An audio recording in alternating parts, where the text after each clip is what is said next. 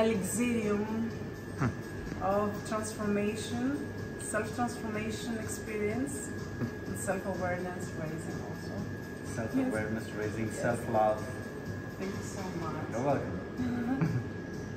So that's Amelia, who's trying out a milkshake. It's a recipe prepared by DR Padayal Sivakumar. It's a fairy tale. Taste.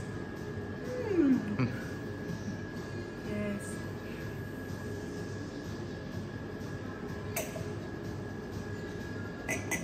Oh my God, this is for children. This is for pure souls. This food is for pure souls. So it's especially made for children. This for children is perfect, yes, I think. Yes. Okay, can I have more too? Yes, you can. Okay. You can. Sorry, I must go. That's more okay. People must be. You're not going to finish happy. that, are you? No, no, with them. I will join with them. It's a ritual there. We have in the kids club, you know. All right. This is so we're trying what we should incorporate in a new menu for kids. Yes. Because we want to foster healthy habits to kids.